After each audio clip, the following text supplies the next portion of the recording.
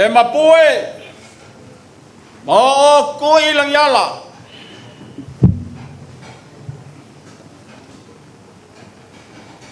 o malu makapu awal mauka pau salau sali mangalimanga belong mauka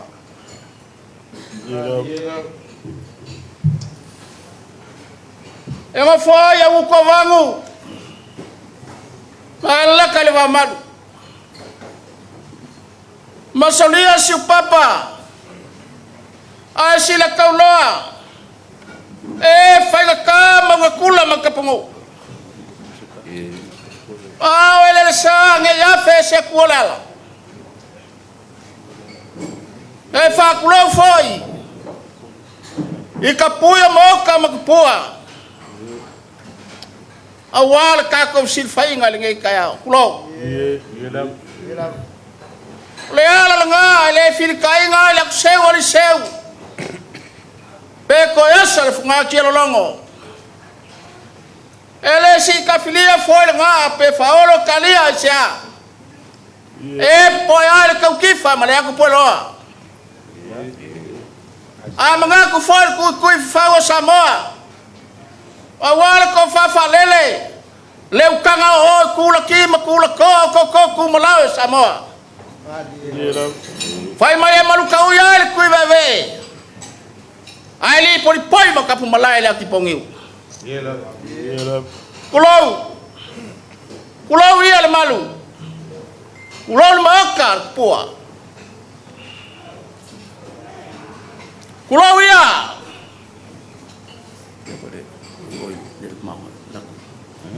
Bako. Iya lah. Sasina.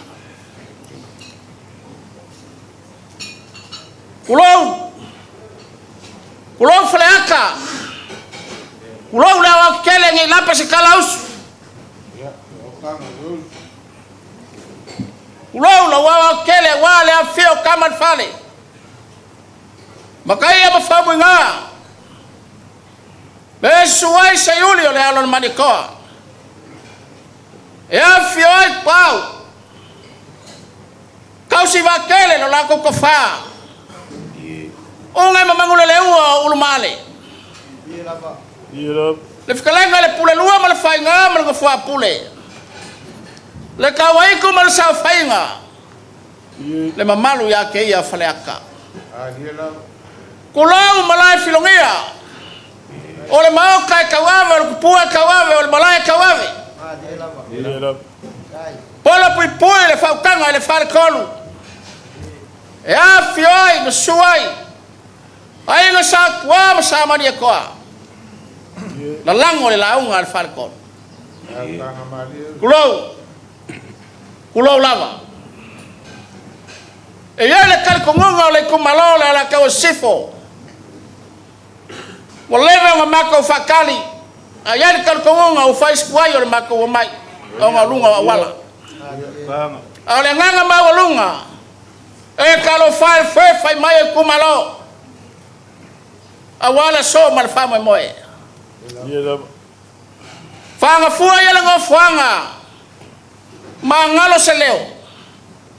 Ave aile vai moe mause fai mako fa ka moli. Awala fi mai pa mo fanga fa pea. O maleo mai forsal fonga papa ila o kama fa nga le malu le la kaua o afia mai usoli male la kama o so mai se ura le ayo kea le alo le mayava le kui fa nga o maleo mai le ai sa so ai kai nganga le malu le fale polo le la kaua le o lava ele wa ko kupel fao awara si mayo le kumalo ele fankua kulanga mamalo le kumalo awak pau masamo le oi Ilaw ngo ka kiki makwaya fai ilaw ko paule fano. Faleo ngo malango fa pule. Le mamalu le ala kawa. O kingo ia o le kumalo le ala kawa sifo. Eu ya. Isau ko sila o le kau. E ia le kali kongunga. Ua fale a le fale o le tua. Ua kako oi le tua e mama ma file muai. Ngai vai kau ua kako iai. Le kua pule ke kele. Le kua e fai besini. Yova irai o ngai au mai. Yova saloma yova nese. Ola tata o tu ola sapena painea e fai loa melilo. E iai la so marka ko mafka. Fa fekai lo walofa. Sa kuri vai ma ku ngaku ila wa fio mo nga loko la tunu. Iku malo kai kas. Sa fisiningia po feo ka ko ila finingal paia. Wangai. Le kuwa fa fekai. Vi ya oi me uma. Wa au mai kalifaliali. Wa kusi lo ao. Wa fasino. Wa filifili. Awa wanga ya lofa ya Samoa. Kulanga yo kalsanga. Wanga pongi. E moria pea ele mo. Le kua vi ya oi wa California. Wa mai kali o kalo manga pongi. Fo ile vi inga ila o fio ngo Messi. Ngongo la ia. Ole nganga fa tai le tua yang wanga. Olo fa fale masofa fa fale le malu. Paya inga malal fanga iku malo ke kasi le Samoa ku fafo lo ngo ngu awase mangui o Samoa wao o ngai vai ngole aso fa piko nga fa sekala ila wa fionga ile ipalmia ai mai so ka pengeka se malo le ko malo le sila ila tunu malo marsailing oleh ame kongu ula pale wa kiki momoli le ngang fafkai le ku malo le la kawa sifo fafkai lo kele fafkai le fai mesini le tua mane lofa ile tua ole upobongi e maka ya soma kalau fai kamalianga o pulafo kalofa lale kali e ke saungo ai file mu me e ke saungo ai file mu me o mai lo kako ai nga fa ko kua le kua samokas ole kali le lo ko maula lo kulo le va fa fai ole kali le wa mai le kua wo lava o nga yai le fina ngalo lo fa le tua fa kua le kua Samoa kasi la ule le male toa mal vanga fa fai le malo nga o le malo nga wa mai le kua kau si le malo fa fikai se loko fa fikai se kam fainga eu ya afikong ya ulang soi fuanga pe kayange au male kua mai kako o ai se fa sanga kau mai o ai se fa sang kau mai ma lo fa fikai le fingau fa fikai le kawakai fa fikai lo loko maula o fa pe leo se kala usu ngai uminga wa lo fa ku malo la fo ngopia i mai lo ai lea ma wala ngoki ai le kako felo ai ngama malu kai ngai ai ngama nat o ai ngama ngaku kako ke koi pe ngai foi la ule el mane toa sa kako felo ai le kai mo se ula Hai lava. sa kako felo ai sa muri kaya usu mo fasa Ye lava. sa muri kaya wangai wa ko ya le ku lalo inga wa fai pukal mafka Ye lava. alofa malolo le afir kai se ngwa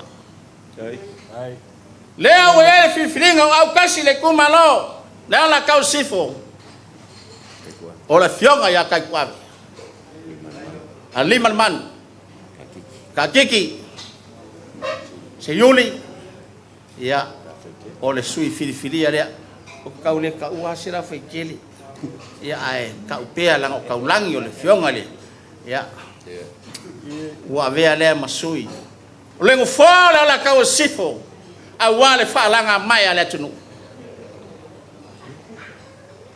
ngonga ia se kaimi kai kuave o lewa mai au ainga wo mai au ngu wo mai lau kumalo aisha o whenga uku ia ilo vai e whainga ka lau ko pale whenga iai ma le whionga ri pār mia wha pēr ma malo le kako vaenga whai o kulanga whalu ngai whesili ases o ai sole sau ka mama sau ki ngā iai sau ainga o wheke sau ai le ala lea o le si mai o le whatsin kairi kumalo le anga e pele lau whionga i loko le kumalo Ngali. e pele oe kulau o suafa o e lava o le lupe nga wha ia mai le fuifui o nga wha pele o sikala lau o whionga i le palmia lau le mane toa kulau pa ia malo le kako vai nga wha whai e o la se i kauma whai aku le o mai o le kumalo wha singo kongu e a kai kuave mai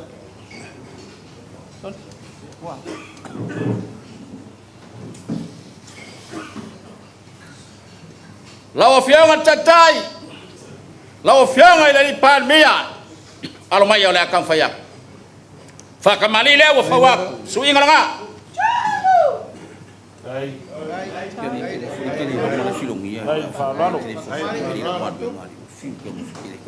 Chai, tai whaloalo. Tama msa wa whawaku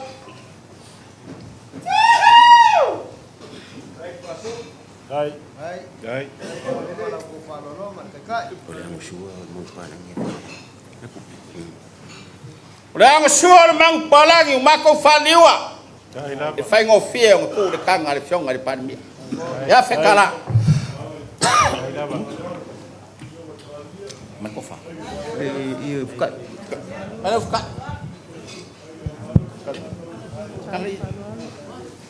ko ngale o fukai ai le whakamari Tai whaloalo. o wha o wha kusi Tai o le kumalo.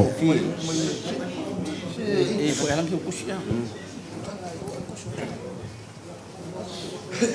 ela faz ele com a soleta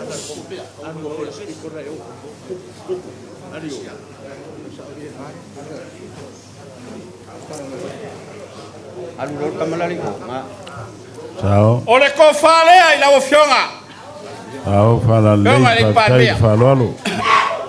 Tai o le kumalo. Tai natu le whiongare. Parimia. a moli aku le kaukusi a wale peri singi o le sale fionga le palmia e a fe kala Tai whaloalo.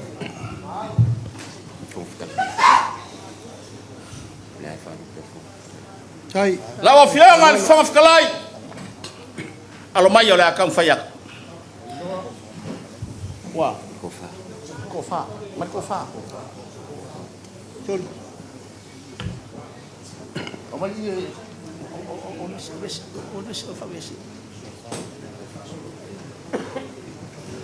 sabar.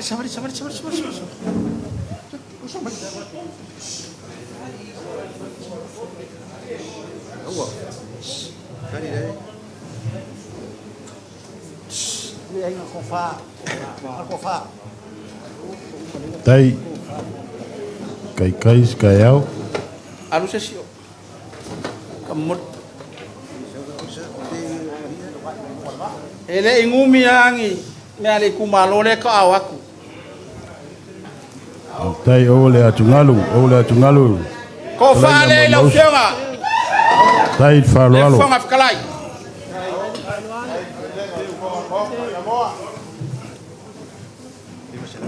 Moli aku ka kusa fonga fkalai ele msalau kala. Tai le whaloalo.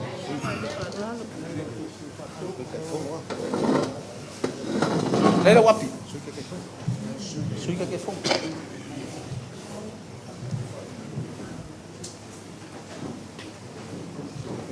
Yo ngal suika ke fong wala mai ora kan fayak. Tai manatu le fionga le suita te fono. Le ko fala nga la fionga le suika ke fong. Tai le whaloalo. Sa o whala lei. Te kus. Oi. Kasiar kala. Moni aku ke kus. Yo ngal suika ke fong lima salau kala. Tai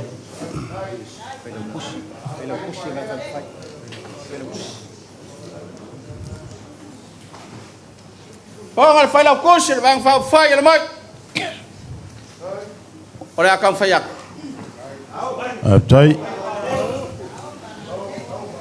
Tai le whaloalo. O fa le lau fionga le fai lau kus. Tai le whatupu Kako vai nga marei. fai.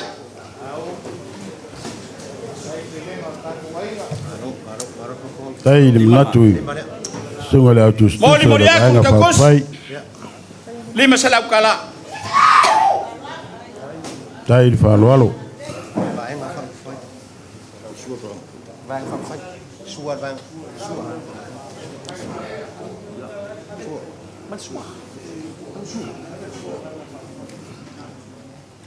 Pai aman mamalu kako vai nga fai. Ya lo mai ole akan fayak le ala kau. Tai Ole fa kamali le wo fawak. Su ingal nga. Tai le whaloalo. Malo le kumalo.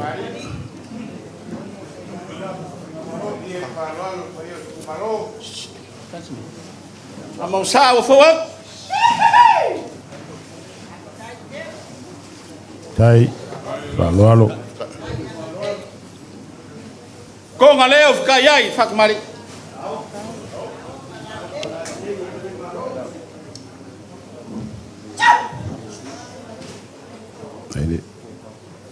Tai le whaloalo. Angusua.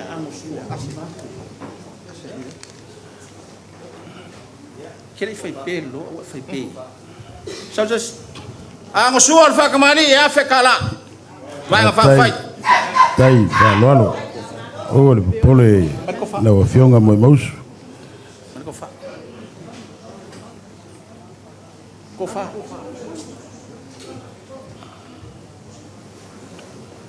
Le ko fa la nga ka ko vai nga fa fai. Kala ye fa kuri.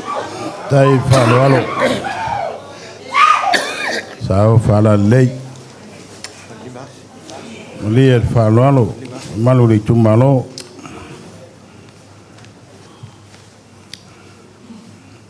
Moni aku selengi le ka ko vai nga fa fai.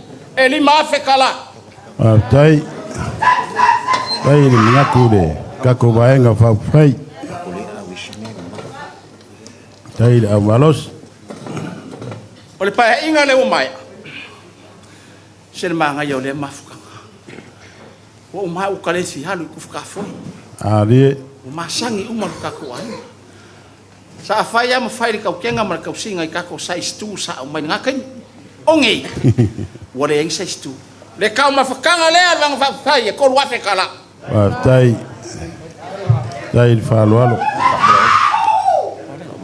Tai La fionga le palmia. Pai aman mamalu o sui. O le kako vaenga fai au ko fionga i fai pule. O se kamu fainga vai le o kamu fai ai ala ka o si. E ia le kar kongungo le langu, ele solo ko kiki ele aulo ko pale. tai Ala ka kalo ausu male kumalola la kawa. Le akua pule kele fa lava e la o fio se le akua. tai Wa kamu fai ai ala ka o si. O nga kule fa pea ia lo fa mai ale akua. tai Wa ka ainga ma fa mo ngor ngai vayaso. Fa lango me uma ile akua. Ka ko kalo pea ile akua. E ia lo file mo ya Samoa. E ia lo file mo lo ka ko ainga fa ko ile akua Samoa tas. tai Le ainga fer fangi. O le ainga makau le kua. Ka kou alenga. Alofa mai le tua. Wa mako ka upu. Sanga yange ayer kai. Uku pupuinga le ko fai la ufionga le parmia. Awale ka wa venga lo ka ko malo Samoa. Yo Sofia mwenga ruanga. Fa kumu leuku. Awale fina ngalo mai le kua awale ko fa forever. Ko fa fa lele. Awale ka wa venga lo ka ko malo Samoa. Fa manguia le kua ya mawale ko fa. Le fongo le fongo. Ai mai sa sui ka kai fongo le faila kusi. Pa ia malo sui filifilia lo ka ko ainga fa ko kua le kua Samoa kasi. Sanga iange ayo kayo ko faiva. Ia manguia le fa mo ku lai mai lo ka ko ainga. Awale malo ku ko kasi o Samoa. So ifua ia manguia lo ka ko aso. Nalo. Halo. Nalo talai. Hai, kaif kalai. Ya. Ka ko ainga. Ya, ka poi mai. Na wa fionga palimia. Ako kapo ya kulol mwenga. Fa tai. Pale fe ngai o lawa msi mai pule. Ya. Tai la. Fa tai. Mo mos talai nei tai au. Ka le bueng. E mga kuaring ei tai au le ko fa mamoli. Awale paia ya inga. Ao se fa ko kanga ma malo fa lo polunga ma malo ri kumalo. Leo e kalai ni ngai kai au. Ao mga ku foi. O leo wa felelei ma paka mangfungua. Ai sea. Leo wa fa fale ali seu. Ya, ia le fa kanga. O le kalai ngai de kia wa kia le longo le seunga. Wa fia mai moa ku le seu o kupo fonki kai au ngai. Ya, ia le fa kanga. Ao mga ku foi. Leo wa ngo foi aqui a mawalunga wa inga fariseu ma wa maluka we le so. Yonga ku ka fai koa. Yonga maunga ku mbonga ko sibio. Aisha. Leo wa fio mai pa ia inga mkapau. Ha fio mai ma malo le kumalo yon kulanga fa lupenga. Le fkalainga mo mausu ngai kayao. Le fio aku le fio ngol palimia. Ia lava. Fio aku le fio ngol fong kalai. Fio aku le fio ngol kai fongo. Mali ma malo ka ko vaenga fa fai. O le su aku le au fainga wenga le tua. Ka ko au malanga mai fafo. Awalo ka ko fa mo moe. Mo mausu. Ao mangaku le basa le ko malanga mai ai. Ya aleloa. Se o le basa wa fango ai. Le soi fua makupo le akungu. Wa folo ula le basa. Ayar kaya ngei. Angale awai fingalo le kua makali o kako mangaonga. Se mangunga se folanga le so mai fai la ku yama. Pe angale fingalo yai le kua. Ia lava. Le au kau ai o la penga. Wa ku fala lafo maua kingi pa o le so mo kako silfainga. Mo mausu ele fa mia se kalap solai. Launga fa kumua. Ya, ia le fa kanga solai. Ole so le au sila mai moa le fionga le palimia. Ao se mamalu le fionga le fonga kalai mar kai fongo. Mar mamalu le vaenga fa fai. Ilau ko keunga fa kupu fa kamali le so. Le awa mai moa ma sila yai ai mese o kako uso a malo lango mai fafo. Le awa e ka kala le konga paia. O le kau ma le wakongi. O le si maku. E o me ke kausi. Mo e mausu kere kau kala si kako faya.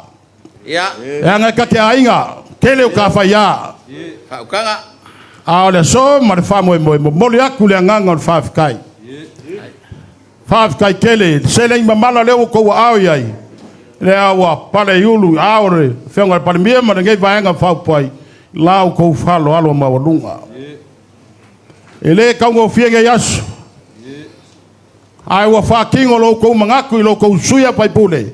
Whawhikai o leko ke maua mai ngei le moka Samoa. O le moka pirungia. O le kama whai ma moe whiki isi kaimi. A o le so. Whawhikai kele le whaaloalo. O mangaku lea. Ia e peia le.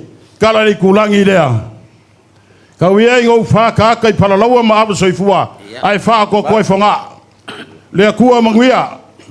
Ngā koe whamanguia ma koe whakukumu meu whaunga ngoinga. O ngolo kou mangaku li whainga malo me la whionga reri parimia. Pe leo sa mako kala, ya lo whak. Au ke lo leo wa uma puki ko wa awalwa sulua. Pe lea, ya la sei wha, kapu whai aku li a whionga parimia ma whainga whai. Ya o lo kou whakamari ini ngai. Kasi la whe kala. O le kou wha, pa ia o le kumalo, e lua afe kala.